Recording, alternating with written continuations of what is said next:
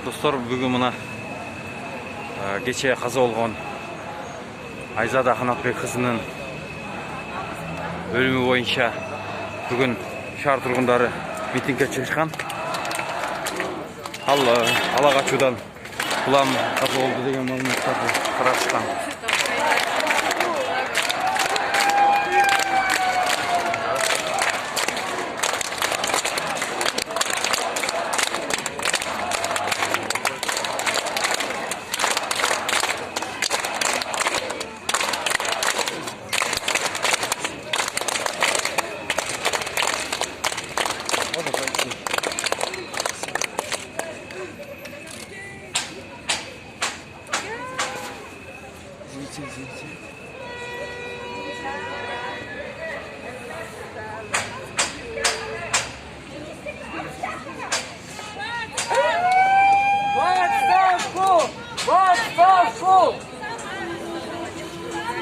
Митингке шыққандар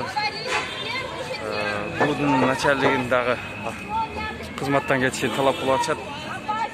Она об этом сказала милиции. Почему они недооценили? Почему они не придали значения? Министра в отставку! Позор!